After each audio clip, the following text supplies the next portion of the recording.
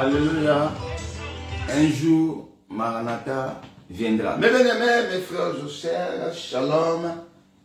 Dans le nom du Seigneur Jésus-Christ, il est temps que nous écoutons la parole de Dieu. Le temps que nous venons déposer nos problèmes à notre Seigneur Jésus-Christ. Mais bien-aimé, toi qui me suis, je viens te fortifier. On est dimanche.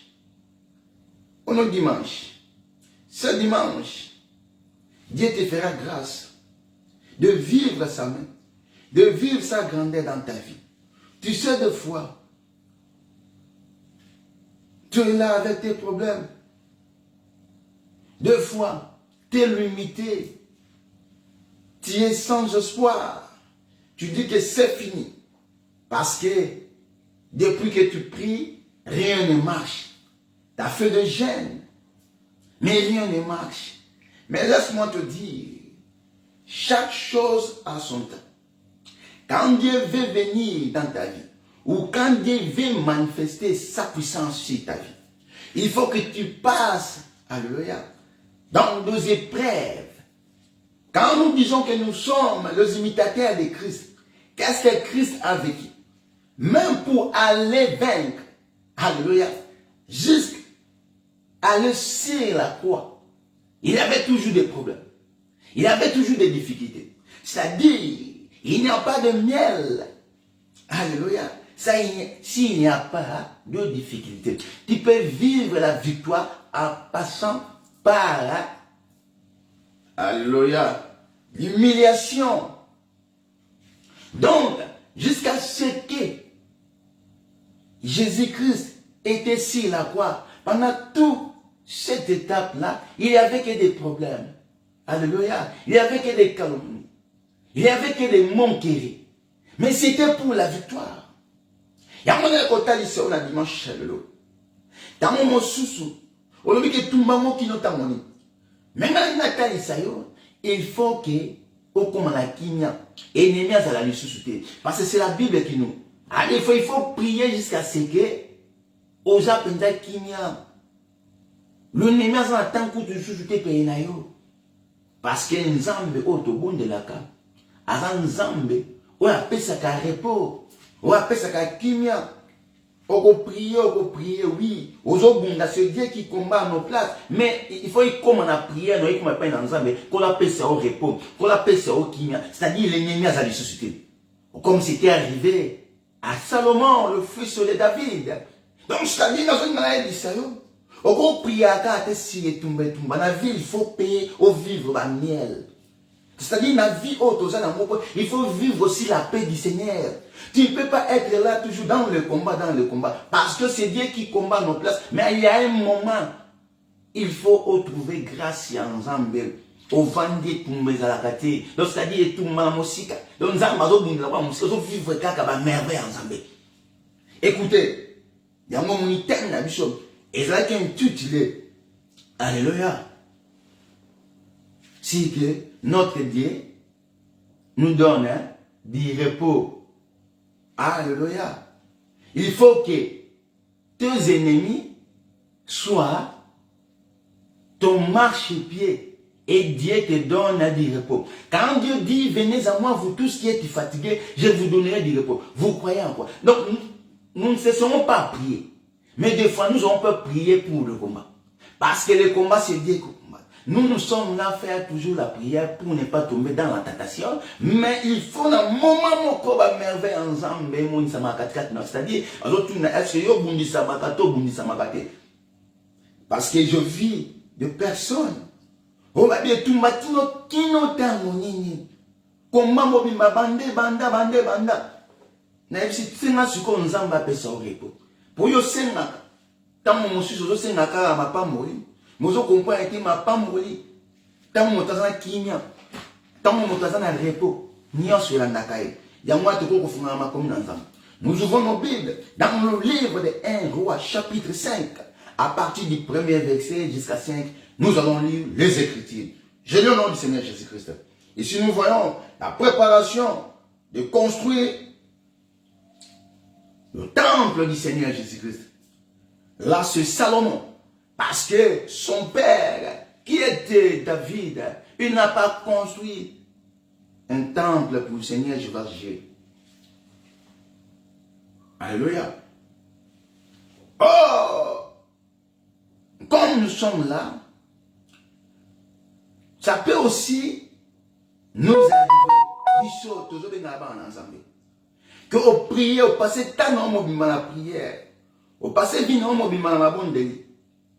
Mais c'est que, au yoko qui consalate, Nzambe a consalamo à travers ton fils.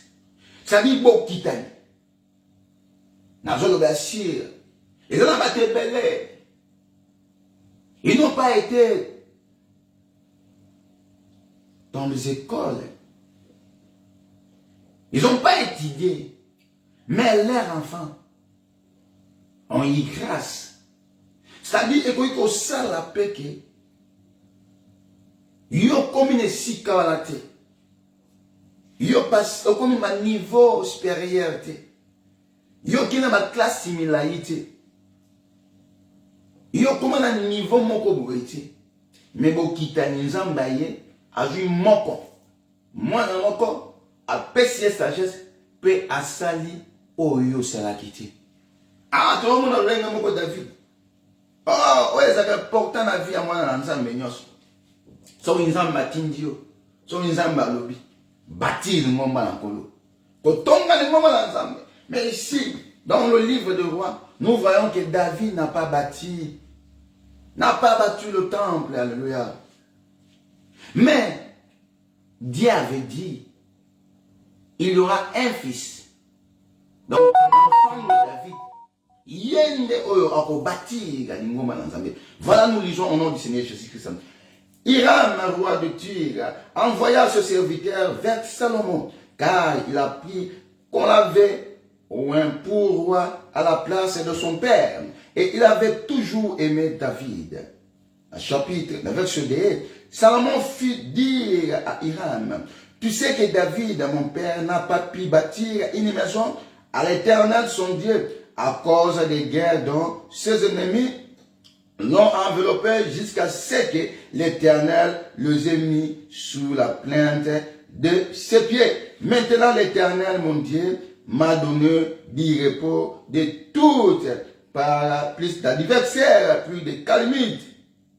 Voici, j'ai l'intention de bâtir une maison au nom de l'Éternel, mon Dieu, comme l'Éternel l'a déclaré à David, mon père, en disant, ton fils que je mettrai à ta place sur ton trône, ce sera lui qui bâtira une maison à mon nom. La parole de l'Éternel. Voyez ici. Donc, c'est-à-dire, na vie na yo, on pourrait construire la car ensemble. On pourrait prier à katango nyonso. Mais, il arrive péché, ensemble, na bolingo na ye, alingela yo, apeshi ya mwe pa epe ya, mwana oya yo. Donc, c'est-à-dire, na alinga atalisa go. Nzamba go pambola. Yango moni bolamu oto salaka makambo ebele oto do vivre okomona tango mosusu nzambe ayeko récompenser yo na nzela ya mwana. Là je parle de Salomon.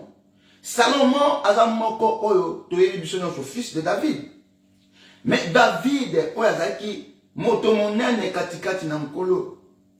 David a fait toute sa vie l'ennemi avec en fait, c'est Samuel qui a fait toute sa vie l'ennemi envers David. Donc, David avait des ennemis. Et David n'a pas pu les passer.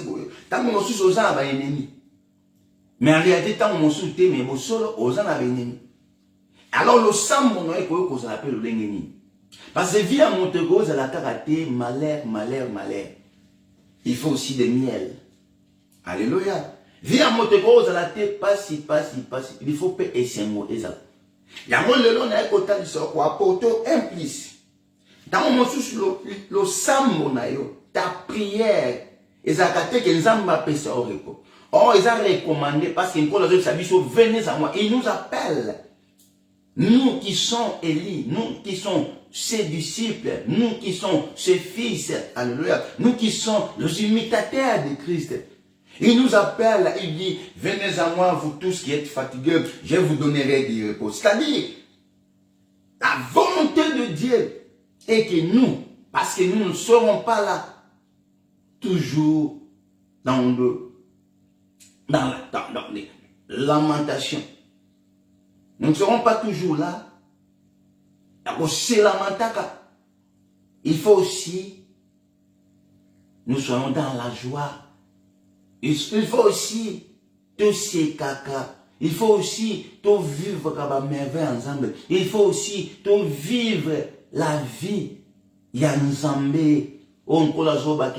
Il a formé, alléluia, des projets de paix. Mais jusqu'à quand ces projets-là, ils vont vivre? Jusqu'à quand tu seras joyeux? Jusqu'à quand tu vas monter 5 ans? Parce que ta prière des fois, ils ont la caca, Nzambe. Mais une colère sur ma sia, il y a bien. À la place que tu pries, Seigneur. Oh, écoutez, la Bible nous dit dans le livre d'Exode 14. Restez silence, moi-même je combattrai à vos places. Ah, toi, tu vas faire que prier. Tu vas veiller sur ta vie. Mais le Seigneur Jésus-Christ veut que tu viennes. Toi qui es fatigué. Toi qui es chargé. Pour qu'il te décharge. La volonté de Dieu est que pour trouver grâce aux joies, repos. Nous avons besoin de repos dans nos vies. Donc là, pour ça, parce que mon ton nyos a poussé et pas un ensemble. Mon ton nyos a bon de la ensemble. Regardez deux fois. Tu vas vieillir. Tu seras fatigué. Tu as besoin de repos. Alors, repos est pour où tu es la montagne qui était. Repos est pour où tu es ensemble. Et la temps où on a repos est la cas. Et n'aimez à la cas de sous-souté. C'est-à-dire, même, ma kamoué, ma belle, katikati, na, et qu'on pousse dans la tête parce que nous avons mettant ma pêche à la repos. Moi qui l'éthique à la toujours. Alléluia. Ma connaître à Sibiso. Alléluia. Bon, si que, celui de Kiti, ton monde a que, na 6, yoka, ordonne maintenant que l'on coupe pour moi des cèdres du Liban. Mes serviteurs seront avec le tien et je te paierai le salaire de tes serviteurs tel que tu l'auras fixé. Car tu sais qu'il n'y a personne parmi nous qui s'attende à couper les bois comme le Sidonien. Lorsqu'il attendit les paroles de Salomon, Hiram a eu une grande joie et il dit, béni soit aujourd'hui l'Éternel qui a donné à David un fils sage pour chef de ses grands peuples. Et Hiram fit répondre à Salomon, j'ai attendu ce que tu m'as envoyé dire, je ferai tout ce qui te plaira au sujet de bois de cèdre et de bois de cypre. Mes serviteurs les descendront du Liban à la mer et je l'expédierai par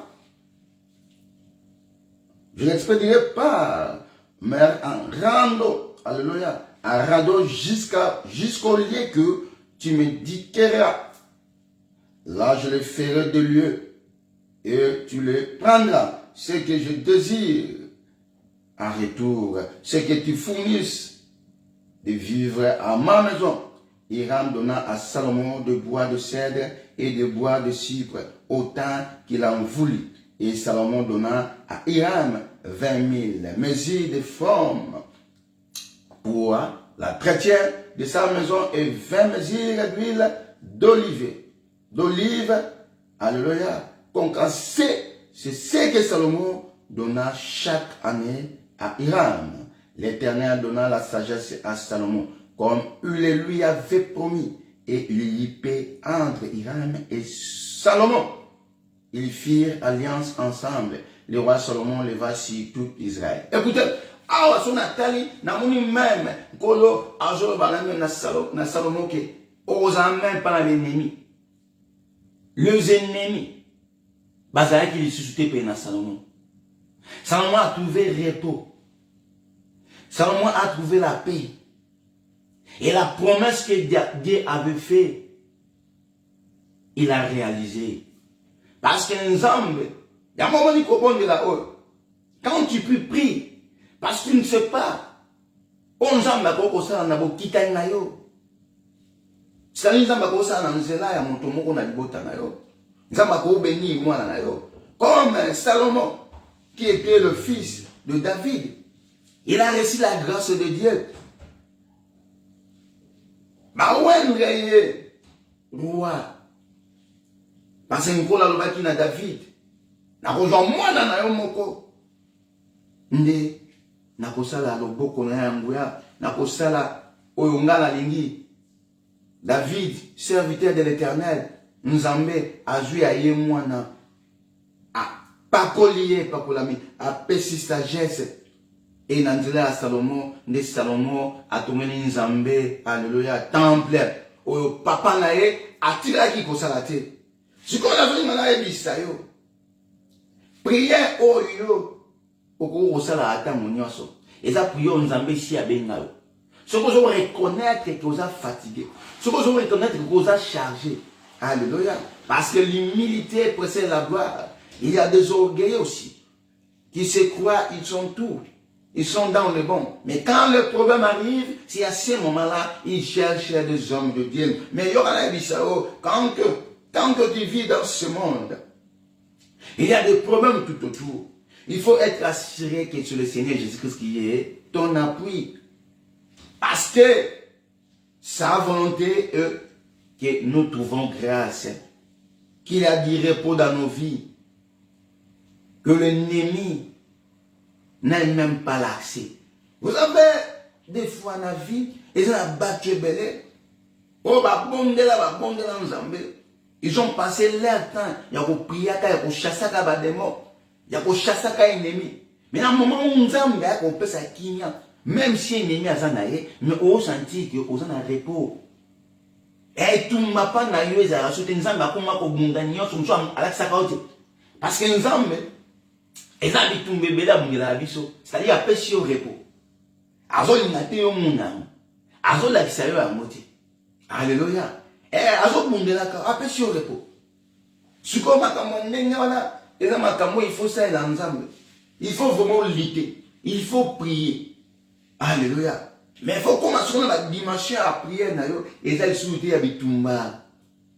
Pour y que yemo ko kono ki mutabundela kayo. Nzolo zobima et si ya bongi saki. Pour jozo sala yesi azali. D'abord on a raison pour laquelle avec ça surtout PC place à liboso. Yo esika ensemble ça.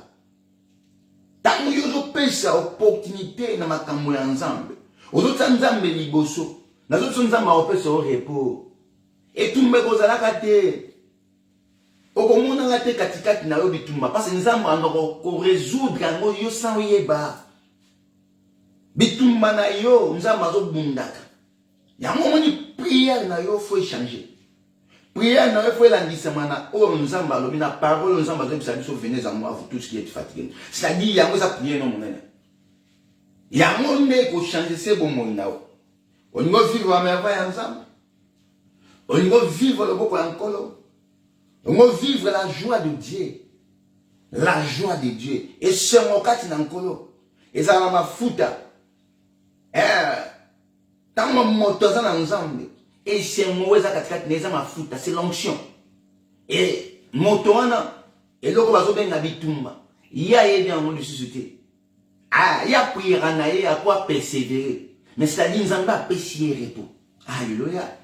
Nzamba zo bungela ke bitumba ko nzambe so abala kiso bitumba bungela ko mais bien aimé toi qui me suis là so nzambe lo asali ngolu ala kisa okaka tale tumba moko okogumba makata ngonyoso siko ko zela ke nzamba la so ka tale tumba no ngana tsaka ba jeune na sebonde na nzambe jusqu'à ce que okoma nesika oke ozotambola nzela même si obosala ki tamu mosusu prière mais oyebi ke nzambe si abongisa parce que ozana kata repos.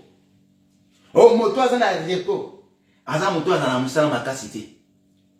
Parce qu'il a travaillé. Nous avons beaucoup à faire. Dans le corps, nous sommes achetés les temps car les jours sont mauvais.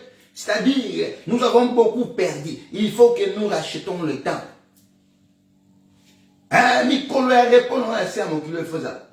Salomon, avec la main de l'Éternel, Onzamba prometaka, Nkola kokisa ango. Alors, au moment, gracieux Salomon Joaki, et ça gracieux Witina David, quand Dieu travaille avec toi, il est aussi capable de faire grâce à tes enfants. Pourquoi pas? Yamoni Zambe atomo la kamoko. Pour ma kamonza mazaka kat na yo, akoki kole kisango pambate, ezaka na succession. Alléluia. Ezaka na bokitani. Au monde yo tango mosusu. Ozaki na likabo moko boy. Mais okomate.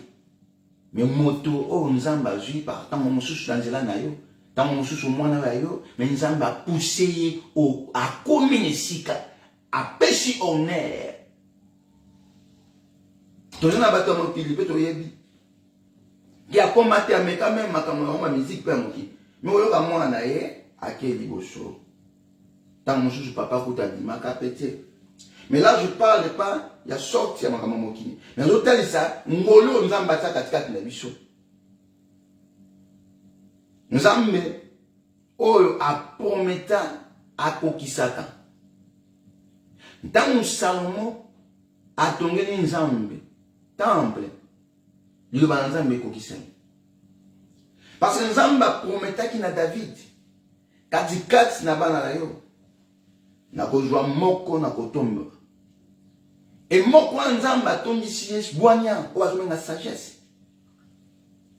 Ça m'a demandé à l'Éternel la sagesse. Moto moni avec na kombo ya Iran, na roi de tuer. Voilà, tinda qui peut y ba serviteur, alléluia, et pas na Salomon. Alimi ete bazala na ki amitié. Et Salomon alobi nazali susuna ennemité. Ennemi. Il y a motako ko sa na ennemi. Mais il y a un ennemi. C'est-à-dire, il y a un repos. Tant la bénédiction de l'Éternel est qui ça m'a dans la vie, la mission. Biso to za suna tenter de ennemi ne muta souffraka pour a pousse na te ils ont fait ta repos. Ya mo mona ka nyoso yo zolona okubuka ngo. Tant to ça est ensemble. Tant to zo na pas ensemble, to zo attendre biso te se distraire makambo ya pam. Mais nous sommes là, nous prions pour les gens, to prier pour le monde, nous prions pour to lo boni la pour na ba kebele. Parce que nous sommes mandatés. Dieu nous a donné cette grâce. Mais un jour, quand nous avons repris sa repos, je serai aussi dans les bancs. Et même si c'est créé jalousie dans mon tomoko, mais à éviter, qu'est-ce que moi j'ai fait? L'alliance que j'ai fait avec Dieu. Comment moi j'ai souffert? Je passais mes temps à prier. J'ai passé mes temps. Mais, quand on lit pas mourir en Zambéé, oya odongola misu oyo luka problème okomuna nzambe la moi naza sous enemité naza na tango ya repos. Alléluia. Yango nazo ngala ibisa yo prier nzambe apesa repos. Nzambe si azo benga nzamba benga biso prier a solo oyo ko sala ko lanisa malobo yimo nzambe tala ko rappeler nzambe za malamu mais tango nzamba zo ba venez à moi c'est l'appel nana yokiam. Dieu dit, venez à moi, vous tous qui êtes fatigués. Si vous reconnaissez que vous êtes fatigués, si vous reconnaissez que vous êtes chargés, parce que nous avons fait décharger, il faut nous avons paix sur le repos. Oui, mais si nous avons fait nous avons décharger, nous avons sous la lourdeur. Moto azani kakatano, c'est-à-dire c'est la personne qui est chargée. Moto aza la prison, moto aza bloqué. Aza moto aza la difficulté. Alors, sur le mot de la libre, le mot de repos, il faut, où il y a un appel aux Amazons qui venez à moi. Est-ce que tu peux venir? Motuna, na yo moto. Est-ce que la parole de Dieu, tu le mets en pratique? Est-ce qu'on médite pour comprendre quelle est la volonté de Dieu? La volonté parfaite de Dieu est que Oyoka. Message n'est. Ils ont des oreilles, mais ils n'attendent pas. Ils ont des yeux, mais ils ne voient pas. T'as là la volonté de Dieu. Ceux qui appellent Oyo qui a moté. Alléluia. Ceux qui commandent c'est-à-dire aux dans le faux. Parce que tant qu'on a déjà venu que les vrais adorateurs, quand on a on prier un esprit, peine à la vérité. Ce que la vérité, c'est Jésus-Christ, venez à moi, vous tous qui êtes fatigués. Ce qu'on y est, aux a déjà dans le solo. Alléluia. On accepté comme Seigneur et Sauveur. Alléluia. Et par là, il y a au monde, au commis sur mon esprit, au tourner sur mon esprit. Nzamba pêche au repos. Nzamba pêche au repos. Alléluia. Si vous priez autour de salaka, na ba vie na biso. Il faut prier Nzamba yo moko lobi ete. Shalom ma sœur. Que toye pain na yo. Toye pain na yo. Au décharger biso, au pêche biso repos. Nzamba apangolo notre sœur maman la biso Priska Roseline. Donc toujours baboy. To priaka, mais faut comme une étape oyo que toza penza ba tozo vivre pe ba miel. Pour to priate vivre ba combat comme te ko sanza mbeza ke biso to tike la charge, to memani kumba panaye. Biso to kende pa na Yesu Masia, après ça biso repos, to vandi lokola Salomon. Salomon a joie repos. Salomon a bien aimé azali suscité. Parce qu'il comprend que ngai ennemi na ko mundana ndani nzanga zo mundana makamazo la tsanga ite. Alléluia. A mundana makamu nyonso nzamba zo kata ngo buna. Po makamango eza makamu ya nzambe. Les combats eza spirituel. Les combats eza spirituel. Exode 14:14. Restez silence. Moi-même j'ai combattu à vos places. Salomon. Bokitani ya lipamboli. O ya papa ngai. Ya monu zo bondela. Tant mon souci je vais reporter. Et que pour vous en dire moi tant que vivre il pas molité il pas moko qui tandina bana yo nzamba otombola moko soko zo sale na busolo soko comprendre le ba o yaka ba fardo na pa na Yesu Masia mais mamu ni kumana nazo biso lelo on négligé il le ba o te Yesu a bisa biso to kende pa na ina mikumba na biso aya mo des volonté parfaite ya nzamba. Moto nyonso akoye pa na nkolo Yesu ako décharger ako pese repos ako vivre vie et simo la joie de l'Éternel ako comprendre ba projet nzamba ba format de paix ya mo zo mona bana na nzamba belé ba zo vivre toujours na souffrance parce que écriture ba zo comprendre le nom mususu ba zo no senga la bénédiction la bénédiction ça nous a déjà été donné. Mais c'est à nous maintenant d'accepter, de comprendre cette parole que le Christ nous a dit. Venez à moi vous tous qui êtes fatigués. Est-ce que tu es fatigué deux fois? Aujourd'hui, maintenant, orgueil, tu n'es pas fatigué. Mon tour est fatigué. Attends, mon tour, mais ça faille pas, na Yesu, na fatigué. Alléluia. Na yela mi kouma na ngai. Na poser à repos, na vivre vie paix à bien. Et ça a été na lola. Non, la paix du Seigneur, bah projet nzamba loba. Il faut qu'on qui sama. Salomon azaki roi. Alléluia. Azaki roi. A viva qui peut ba merveille nzambe. Cause la roi. Et ça mon kete. Donc c'est-à-dire nzamba tomboli. Yé. Na iloko nzamba saka na papa na David. Et yes, Salomon, David a tombé dans Nzambe temple, mais Salomon a tombé dans Nzambe temple.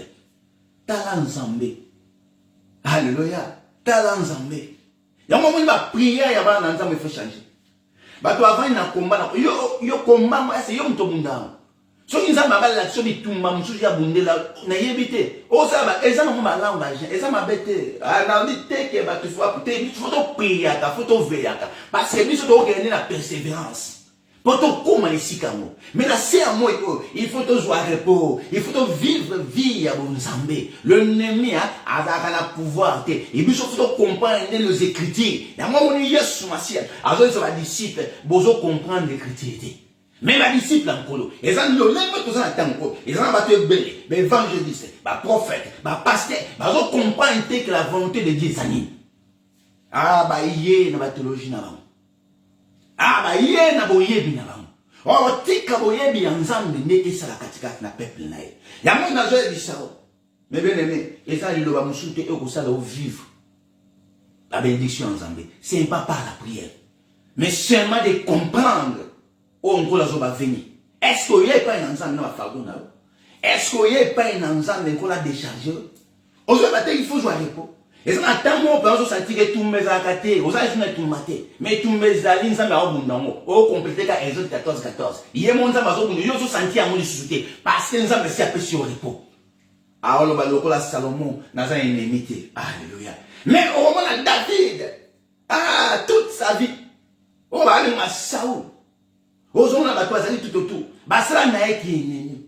Tango molai, babungisa, mais nzambe amemaki bato wala nyonso na siya bakolo na ye. Yango na zo lelo que l'Éternel a sa grâce. Tes ennemis, basa ba marche pied na yo. Alléluia. Tala soke ennemi na komi marche pied. Na zo ebisa o eke oza na repo.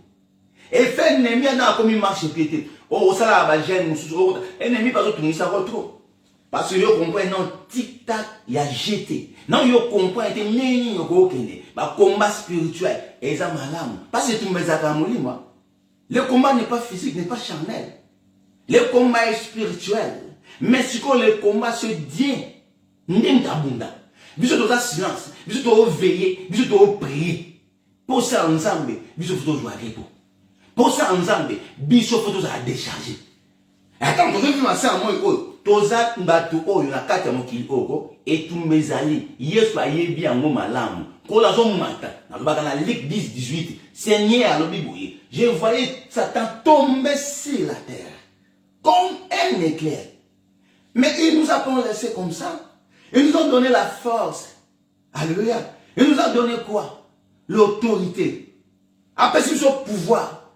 Il y a autant de un serpent, il y a un scorpion. Mais tout pouvoir de l'ennemi, rien n'est possible. C'est-à-dire, Nzambe, oui, tant que Nzambe, kaka oya makomi. Bon, Nzambe est révélation. Parce que les choses révélées à Nzambe.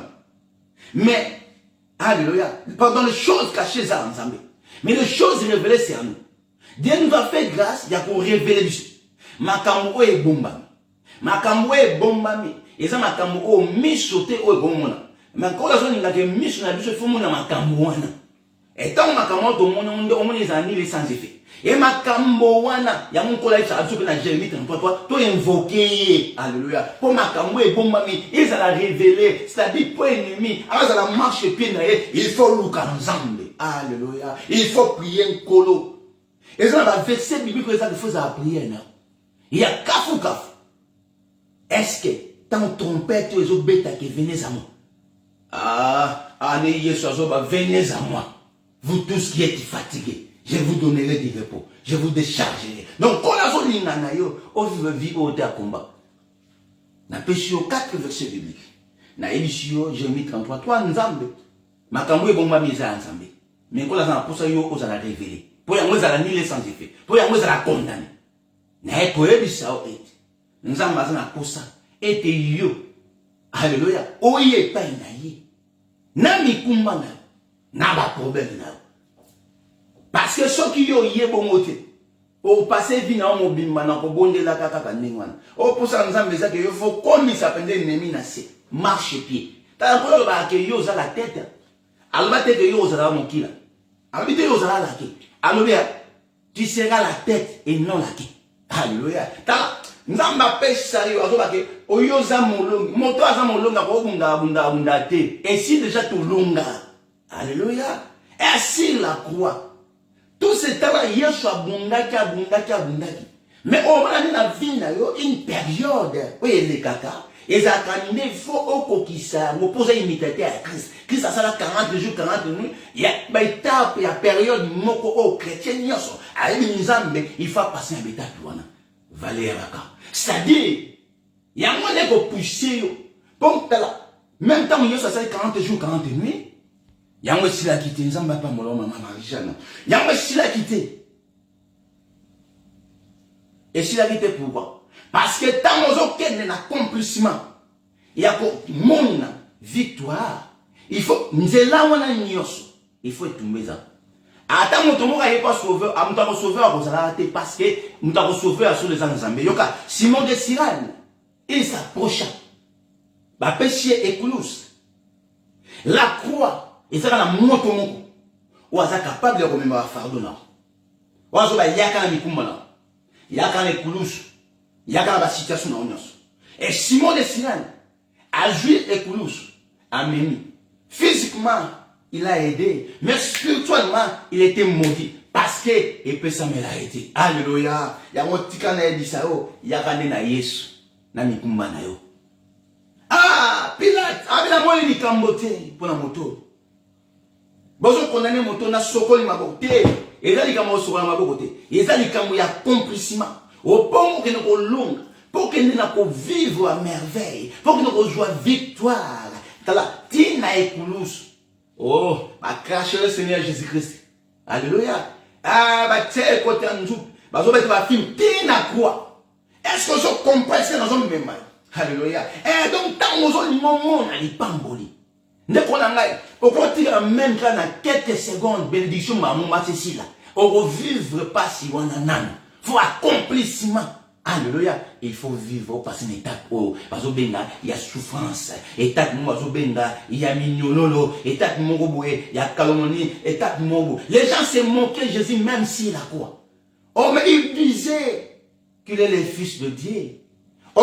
Toujours qu'il est vers la victoire. Nous avons qu'il alléluia. De 6h jusqu'à 9h. Alléluia. Toujours 3h. On a chiffre 3. Chiffre victoire. C'est la quoi? Même qui sat. Yoba qui n'a. Et tout le monde est à côté. On y est, tout le monde est sur les sorciers. Alors, mais yoba qui ça. Fils de Dieu. Mais qui ça yomoko. Yoka. Même si la quoi. Victoire est très dans la temps au étape ya vie na yo nyonso zo vivre comme difficulté même aux lobby le loko okutana kokoso yango etumante ote ah babe nango wana zaba na manigance ya diable wana za mwa bitumba moka mikemike omona moto sali makambo nyonso moke sika moko ndi ba komo compliqué te diable son rôle mais il faut comment il faut makambo ça parce que et tout monde nyonso et là programme la bomono il faut bundata nyonso et pour nous kokokisa soki michel kokagite yesu ngao bateki kokisa yango moni yesu masia au moment la tama baka asa moto abandaki asa moto asukisa premier miracle yesu asalaka yango zaka miracle ya suka no kufuna ikulu c'est-à-dire abongola ka vino Maya bon mon vino. Ah, tant na ebisi ba tuwa ke bolandi ngai kaka pona loka olia. Alléluia. Ah, moto alingi ngai. Amela makila langa ali atutu ngai. Ba binga kiendo kilo. Makila na yango zaki vetse sila kwa. Alléluia. Makila wana maye bimaki po biso to zwa bomboi. Po to linga ki Yesu masia.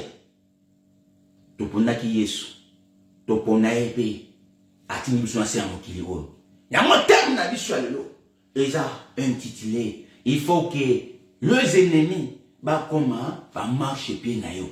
Ce qu'on dit ba ennemi ba marcher pied na yo. Il faut y a pas na Yesu Masia na mikumba na yo. Alléluia. Et na ba charge na yo. Mais pas na Yesu Masia. Mais bien aimé, na je dis ça yo, ko ya pas na Yesu Masia, ça dépend de l'attitude. Le lenga ya zote ya. Moko na moko asa connecté, moko na moko azolanda. Mais la Bible nous dit pose à la vraie moment où on ne peut pas zala l'esprit peut la vérité. Si vous l'esprit de Dieu est une connexion directe. Il y a comme ça quelque chose dans vos mots. Parce que mon canal Isaïe 59, 1 à 4, le barni. La main de Dieu n'est pas courte pour secouer, mais ce sont nos péchés. Les ennemis sont. Ce qui nous a connecté, n'attend dans un monde. Alors, on a un zambé pour les cas. Ce qui nous a mis, on a connecté. Nous avons pour les cas. Parce qu'on n'y a pas une Yesu Masia. On y a le neni, ton attitude, monter manayo. Alléluia. Ils ont connecté. Ah, mais ce qu'ils ont connecté, mon côté, azonga, le lenge ayaki. Yango lelo na zebi sayo, tali kamuna yo. Le kola, moi si oyo, azaiki koloba, azaiki na perte ya sang. Mon koloma na kokuta na Yesu Masia. C'est-à-dire, moi si azaka connecté, c'est la foi dont je parle. Ah, ce qu'on a la foi, na moi oyo à dimanche. N'engue bimé l'émission d'Europe. Na habité en Afrique, ce qui peut pareil. Ce qui a côté qu'on dit maintenant ici, l'élo. Oh, tala, on a tenté, il y a pour prier Zambé. Mais connexion, il se retourne à kaka, qui m'a touché. Ah, moi, je suis touché qui est na bord. Ah, ne lamba. Na nous doté. Mais il soit santaki. Parce qu'ils ont dit qu'il y a spiritualité. Il y a mon avis, monsieur, chico, zasiko. Oh, senti quelque chose de l'éternel. Banda siko ko za la consacrer parce que okende ko bela nzambe yawe asa la biso ngolo na libondeli ya moyi oyo na libondeli ya dimanche oyo nzambe alola amonisa ngolo na ye ba ennemi na yo lelo bazokoma ba marche pied ozozwa repos. Alléluia. Ah, okolobake omona su se tumbate mais nzambe abundela kayo et tout meza mais nzambe atia silence okoma na Exode 14. Alléluia. Ah, nzambe azobundelo alingi yo senti yango alingi même pas yo vivre mais yo prier car pour persévérer ozo prier car pour la sauver parce que ça dit kampo ya paradis toza mokili oyo toza pe na paradis mais na se amoi lokola basai na nzambe pe belé nzambe apambola nzambe alakisa le boko tomoni ba Daniel tomoni ba Job tomoni ba Salomon. Ah, tika na Eliseo, ben Ezekiel, tout le monde va prophète nzambe apambola bango. Pourquoi pas yo vivre à merveille ensemble? Pourquoi pas yo en repos? Oh, yo kana ko bien nzambe zo sabiso vanité de vanité. Qui était ce type? Qui était ce prophète? Il était roi. Alléluia. Oui, mais alors si vanité de vanité, n'y a ce collègue malgré ma kamamoto, mais il faut vivre yango. Yango na zo Eliseo, to comme Nathan oyo, il faut prier ensemble. Mokizo ke na suka. Et bon, moi, ma projet, ça me sonne à Jérémie. Alléluia. Ah, nous avons formé un projet de paix. La bénédiction de l'éternel, c'est la bénédiction de l'éternel qui est enrichie et ne fait suivre d'aucun chagrin. Oh, vivre en haut, avant qu'on loya. Oh, vivre en haut, repos ensemble. Il faut vivre au Vandi, aux Oba, oui. Ah, ce ne sont pas seulement le païen. C'est pas seulement le monde. N'est pas quoi qu'on s'en bat, tout ce qui n'est t'es bisso. Alléluia. Nous avons ma pambola. Mais la question, ton volonté à koyeba, liluba ko nzamba zobenga, azoba ke venez à moi, vous tous qui êtes fatigués. Est-ce que yo ya na Yesu Masia, o ya nini? Kola bi venez à moi. Alléluia. Ozoya ka pambate, ozoya na mikuma na yo, yaka yo na mikuma na Yesu Masia. Ozotika mikuma pa na nzambe, nzamba munza loboko yangu ya. Ashiko zali, na bolingo ya nzambe, na tela misio telema. Tellement l'attitude nyos. Ah, zala la présence ya nzambe. Na ningo ebisa bo. Eshiko zali. Tellement to ko ngoni na nzambe. Alléluia. Tozo ko ngoboni na nzambe. To ebisa nyos. Alléluia. Marana takoya. Akoya. Mesiko tellement. Ozo za nzambe. Ba nguni na ngai. Ba koma marche pied. Ba nguni na nzambe. Ba tika toujours ba marche pied. Na vivre repos. Na vivre repos. Ah, au nom de Jésus-Christ de Nazareth. Mais bien aimé, siko zali, tellement l'atmosphère spirituelle oyo, token na yo, banda siko komoni na nzambe, nkolo amoni solo boko yanga, lo banzambe pesa ngai repos. Yawe pesa ngai repos. Na kombo na Yesu Masia, tozo bondela au nom de Jésus. Na kombo na Yesu Masia, prie l'Éternel. Le banzambe pesa ngai repos. Alléluia. Seigneur pesa ngai repos. Yaka ba pardonna. Yo motozo na ngai. Yaka na mikuma na yo. Tali c'est pas nzambe au nom de Jésus. Nzambe tala libota na Seigneur. Tala peuple non. Ba ino so baza connecté. Moko na moko nzambe. Aina motema ne mobima. Na makambo na ye. Nzambe opesa solution. Nzambe oyanga. Tozana tango o nzambe. Liloba na Seigneur va gérer. Il faut et ça la bilembo. Liloba no Yesu Masia et que ko pénétrer na ba ya yo, ba sentir puissance ya nguya molimo sang. Nzambe ozolo la moko na borumu. Ozolo na moko na moko na esclavagisme. Ozolo na moko na moko na ba charge. Nzambe décharger au nom de Jésus. Ozolo na nzambe sikozali. Mais bien aimé, dans une langue là, et on déclaré, oh, nyos e koisani, oh, l'ennemi a koisani, l'ennemi a tikali marche peine, oh, on déclaré na comme on a eu masia, dikamo et misaki, oh, zo reconnaître, dikamo no sozaki nango, pendant qu'on a comme on a eu masia, on a surmonté au nom de Jésus, au nom du Seigneur Jéhovah. Nous avons alola, nous avons basako. Tobelo dimanche alelo nous avons toujours surmonté makamonyoso ya mabe we tunisi peuple na makamonyoso ya passe nous avons yo banozo bisabiso to e paina yo o banoso baza fatigué ba nyoso baza ba problème ya o pesa repos ya moto yo Seigneur to vivre repos nous avons to vivre le boko no ya nguya mako na mako nous avons o yosu masia nous avons bo pambola ba o pambola nous avons Salomon wazaki fils ya David un kolo yosu masia kina tamula ki au temple. Pourquoi pas Nzambe au bicho? Maintenant même Nzambe, Yahweh, pambola ngai na salle la Ève non papa. Pambola ngai na pambola lingoma nao. Pambola Nzambe Seigneur je vais gérer. Ozo na Nzambe, Yahweh, na liko sala veille na papa. Yahweh pambola ngai. Na yeto ko ya Nzambe, mais bilaka la kanga e ko kisama la sia moibo. O bilaka Nzambe, ele kaka pambate e pola kate, il faut ko kisama. O saisis cette opportunité. Saisis cette opportunité. Na zo e biso mo dozo na ngai. Bilaka Nzambe ko kisama la. Papa et si on a limité, nous avons mal qui ça. Alléluia. Aux esclaves à mon côté. Regarde, on tire à mon côté, c'est un mot privé. N'a jamais dit ça. Et tu me dis que nous avons nous avons boum de là-haut. Tu vas dans Exode 14, Belle Nzambe. Priez un colo pour veiller. Priez Nzambe. Alléluia. Parce qu'un jour, ça va sauver. Mais n'a jamais dit ça. N'a c'est un mot si quelqu'un va merveiller Nzambe. Et ton dit ça. Et là, au nom de Jésus. Alléluia. Au nom de Jésus.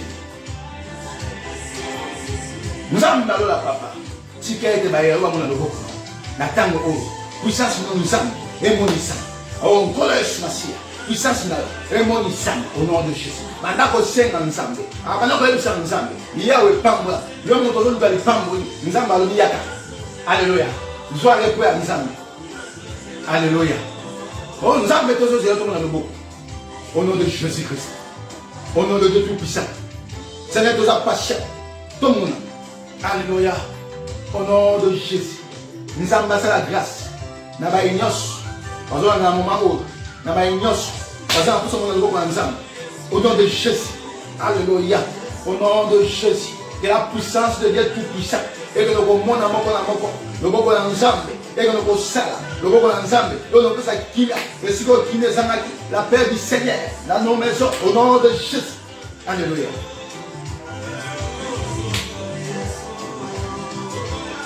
Merci Jésus.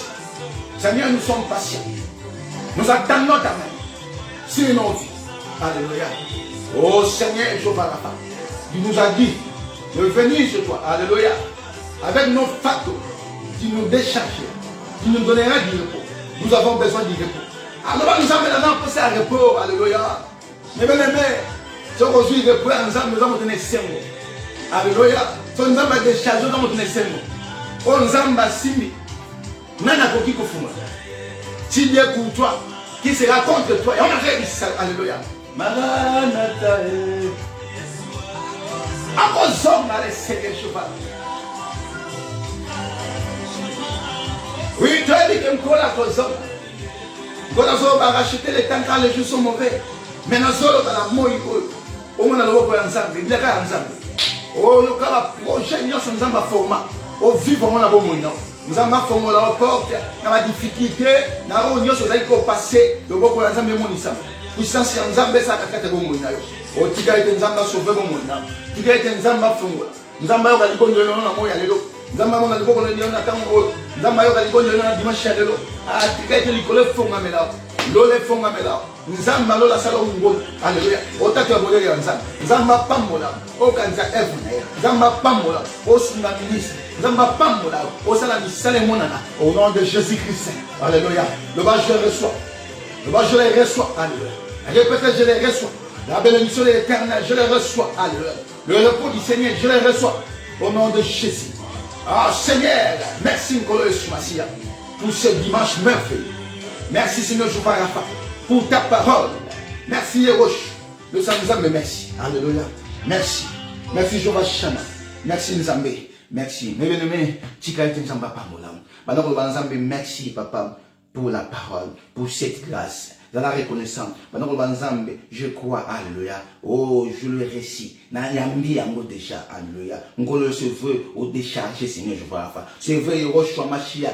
Mes ennemis, tikali va marcher pied, na surmonter, alléluia. Et si qu'on est sur qui va fardeau, Seigneur, na surmonter au nom de Jésus-Christ. Repos en Zambie. Quand on a vu vos merveilles, Nzela na koleka. Etalingaïté, likambo za nenenini. Etalité, et la likambo ya Nzambe. Alléluia. Quand le yemoko, à la charge, à Bundelao, à l'ongisayo, au nom de Jésus. Toi, restez là, de veiller et de prier, afin de ne pas tomber dans la tentation. Parce que le corps est faible, mais l'esprit est bien disposé. Nzambe azolokum. Merci Seigneur, dans ce temps, alléluia, merveilleux. Merci pour ce dimanche, Seigneur Jehovah Rapha. Merci parce qu'il a été avec nous, Seigneur Jehovah Rapha, Seigneur. Autant nous chibiso lokola Emmanuel, alléluia. Merci Alpha Omega. Merci Jehovah Rapha, alléluia. Merci, merci. Et pour ça, Nzambe, merci. Merci pour nous bien fait là.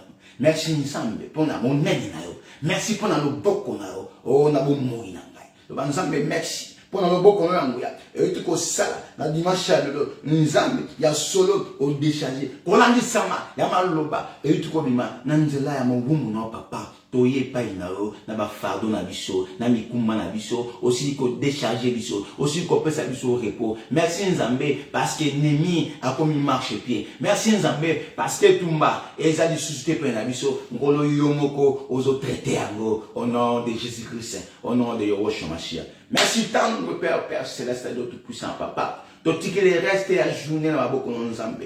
Moko na moko Seigneur loba oya koyoka mo pénétrer kat na pe et bota ba muma on Seigneur. Yawe tika ete ngolo la protection divine, la paix du Seigneur comme distribution Nzambe kimia na yo e wumi na kakata biso aux dépenses de paix na komona Yesu Masia. Mozali sina nyonso, le créateur ya nyonso. Papa to pamoli to kumishi bone no Seigneur. Moko taza lokola yo Seigneur. Na se amoy o dikolo na se amai moko tazali. Ezaka ba yo mo Nzambe bobele na yonde to pusanaka komikiti satan nyonso ko senga mano yo dikolo ba vi na biso, dikolo ba vi na ko na biso, ya bana na biso. Kumisa mal Jehovah Rapha, Jehovah Jireh, ne to kumishio. To le bibongo au nom du Seigneur Jésus-Christ. Amen. Amen, amen, mes bien-aimés. Nzambe a pambola. Nzambe a pambola moko ala bibiso na bokebi nyonso. Eza ki wa bino bongo. Mo na Nzambe le prophète Daouda depuis la Belgique. Na mo Nzambe na makasi Nzambe zo termisa biso toujours. Ma futa na nkolo pe li loba na Nzambe parce la parole. Et si Nzambe aza et si li loba ezali. Et la parole wana il faut ça la révélation. Li loba wana ezoko édifier ba simple.